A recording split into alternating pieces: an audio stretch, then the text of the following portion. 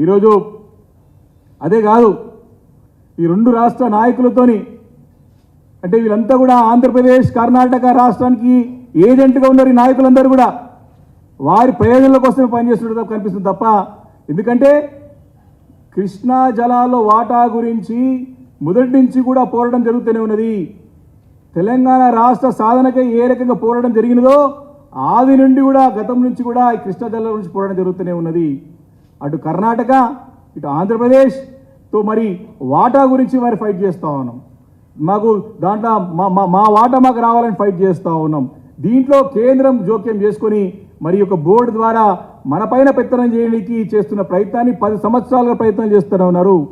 ఈ పంచాయతీని పేచీని చూపి మేము మీ పరిష్కారం చేస్తామని చెప్పేసి మరి కేంద్రమే నేరుగా జోక్యం చేసుకొని అధికారాన్ని తన చేతుల్లో పెట్టుకోవడానికి మొదటి నుంచి ప్రయత్నం చేస్తున్న సంగతిని గుర్తు చేస్తా ఉన్నా.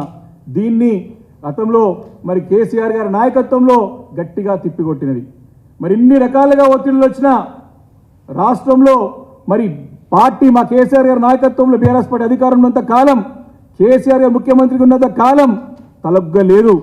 రాష్ట్ర ప్రయోజనాలే మరి ప్రమాదిగా పనిచేసిన రోజు మన ముఖ్యమంత్రికి గతంలో ముఖ్యమంత్రి కేసీఆర్ గారు. కానీ రాష్ట్రంలో కాంగ్రెస్ పార్టీ ఏర్పడి 50 రోజులు అయ్యిందో లేదో సీన్ మారిపోతూ ఉంది. ఇది తేడా. కేసీఆర్ గారి నాయకత్వానికి ఇప్పుడున్న కాంగ్రెస్ పార్టీ నాయకత్వానికి తేడా అది. వీరికి అనుభవం లేదు. ఏ రకంగా పోరాడి సాధించుకోవాల్సినటువంటి హక్కులని ఏ రకంగా ఫైట్ చేయాలా, ఏ వ్యూహంతో పోవాలనేటువంటి అనుభవం లేదు ఇప్పుడున్న నాయకులకని ఈ యొక్క నిర్ణయం ద్వారా స్పష్టంగా అర్థమవుతా ఉన్నది. మరి ఈ యొక్క నదీ జలాల విషయంలో ఇప్పటివరకు కూడా ఆ ఫైట్ నడుస్తూనే ఉన్నది. వీరు తీసుకున్న నిర్ణయంతో అదంతా కూడా నీరు గారిపోతుందని చెప్పేసి నేను సందర్భంగా మనవి చేస్తూ ఉన్నాను. ముఖ్యంగా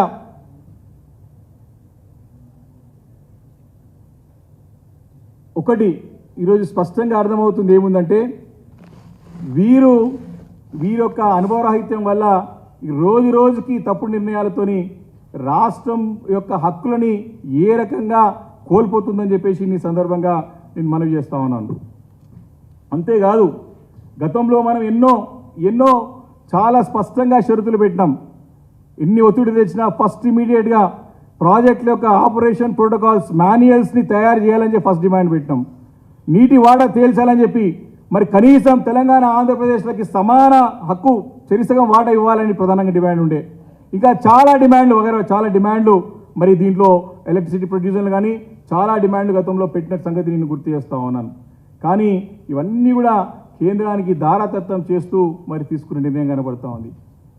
ఇప్పటికే హైదరాబాద్కి నీటి ఎద్దడి ఏర్పడిపోతుందని చెప్పేసి, ప్రమాదం వస్తుందని చెప్పేసి మనం చూస్తూ ఉన్నాం, పేపర్లు చూస్తూ ఉన్నాం.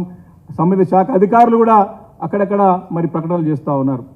అంటే వీరు చేసిన ఘనకార్యంతో నీటి బొట్టు హైదరాబాద్కి అదనంగా రావాలంటే మళ్ళీ ఢిల్లీ పోయి మాట్లాడుకొని రావాలి. అదనంగా ఒక యూనిట్ కరెంట్ ప్రొడ్యూస్ చేయాలంటే మళ్ళీ కేంద్రంలో పెద్దలని కొట్లాడి తీసుకురావాల్సి వస్తుంది. అరే మన ప్రాజెక్టు, మన హక్కు, మన చెమటతో కట్టినది, మన నెత్తురుతో కట్టింది, మన పైసలతో కట్టింది, తీసుకుపోయి కేంద్రానికి ఎట్లా అప్పగెడతారు వీళ్ళు? కేంద్ర ప్రాజెక్ట్ తేకపోగా మన ప్రాజెక్ట్ని కేంద్రానికి అప్పచెప్తున్నారు. ఇది ఇంత అన్యాయం వీళ్ళు చేస్తున్నారు కాంగ్రెస్ పార్టీ నాయకులు. ప్రజలు గమనించాల్సిందిగా నేను కోరుతా ఉన్నా. వారి చిన్న వారి యొక్క అడ్జస్ట్మెంట్ కోసానికి, వారి కోరికల కోసానికి, వారి అడ్జస్ట్మెంట్లు, వారి అండర్స్టాండింగ్ కోసానికి ఈరోజు ప్రజల యొక్క హక్కులని మరి వారు తాకట్టు పెడుతున్నారని చెప్పి సందర్భంగా నేను మనవి చేస్తూ ఉన్నాను.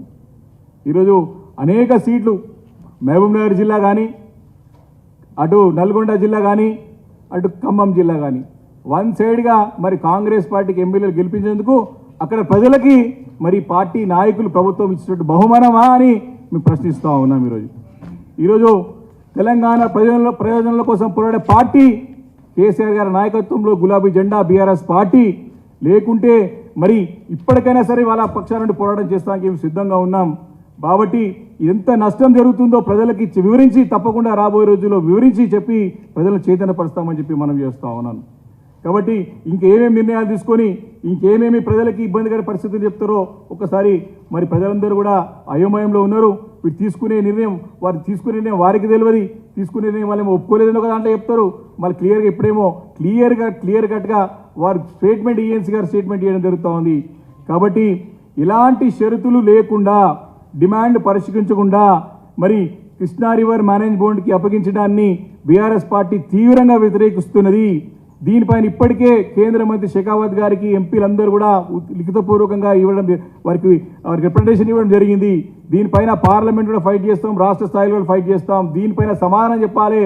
వారి సమాధానం చెప్పలేక ఇరిగేషన్ శాఖ మంత్రి గారు కానీ ముఖ్యమంత్రి గారు సమాధానం చెప్పలేక అక్కడ అధికారులతో ఈరోజు చెప్పి ప్రెస్ ఇచ్చే ప్రయత్నం చేస్తూ ఉన్నారు. కాబట్టి ఇంత దౌర్భాగ్య పరిస్థితికి 50 రోజుల్లో దిగజారిపోయినారంటే దేనికి సంకేతం ఇది అని ప్రశ్నిస్తూ ఉన్నాం. కాబట్టి స్పష్టంగా దీనిపైన మరి డెఫినెట్గా ముందుకు వచ్చి మరి ఉత్తమ్ కుమార్ రెడ్డి గారు ఈ యొక్క శాఖ నిర్వహిస్తున్నారో దానికి సమాధానం చెప్పాలి. మీ సమ్మతితోనే ఇది అవుతున్నదా? షరతులు మీరు ఒప్పుకున్నారా? ఇలాంటి కండిషన్స్ లేకుండా ఒప్పుకున్నారా? ఎలాంటి సమస్య పరిష్కరించకుండా ఒప్పుకున్నారా? ఈ రాష్ట్రానికి ఎంత నష్టం వాటిల్లుతున్నది? దీనిపైన సమాధానం చెప్పాల్సినటువంటి అవసరం ఉందని చెప్పేసి మేము డిమాండ్ చేస్తూ ఉన్నాం.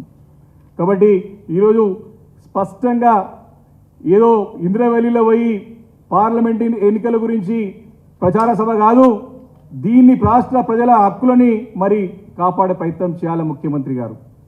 ఇది డిఫరెన్స్. కేసీఆర్ గారికి ఇతర నాయకులు ఉన్నటువంటి తేడా ఇది. ఈరోజు వారికి అనుభవం లేదు. ఎప్పుడు కూడా అనుభవం అంటే రాష్ట్రాన్ని నడిపించిన అనుభవం కానీ మంత్రిగా పనిచేసిన అనుభవం కానీ దాదాపు ఇప్పుడున్నటువంటి క్యాబినెట్ ఎవరు కనపడతలేదు. కాబట్టి వారు ఏదో ఉందాతోని ఏదో ప్రజలకు వెళ్ళి మేము అందుబాటులో ఉన్నాం, అందరికి కలుస్తామని కాదు. ఎంత అకౌంటబిలిటీ, ఎంత యాక్సెసిబిలిటీ కాదు, how far your accountable the people of Telangana అనేది చాలా ముఖ్యమని చెప్పేసి మేము ఈరోజు ప్రభుత్వాన్ని హెచ్చరిస్తూ ఉన్నాం. కాబట్టి దీనిపైన సమాధానం చెప్పాలా. భవిష్యత్తులో తెలంగాణను ఎడారిగా మార్చేటువంటి మరి ఏవైతే కుట్రలు పండుతా ఉన్నారో అటు కర్ణాటక కానీ ఆంధ్రప్రదేశ్ కానీ కేంద్రం కానీ దాన్ని తిప్పి కొట్టాలంటే మరి అనుభవమైన నాయకుడు కేసీఆర్ లాంటి నాయకుడి యొక్క సూచనలు సలహాలు తీసుకోవాల్సిన అవసరం ఉన్నది. మీతో చాలా చెప్పండి. తప్పకుండా ఈరోజు అన్ని పార్టీలను తీసుకెళ్ళండి, మరి ఢిల్లీకి తీసుకెళ్ళండి. తప్పకుండా రాష్ట్ర ప్రజల కోసం, రాష్ట్ర ప్రజల కోసం పోరాటం చేస్తానికి బీఆర్ఎస్ పార్టీ సిద్ధంగా ఉంటుందని చెప్పేసి కూడా ఈ సందర్భంగా మనవి చేస్తాను.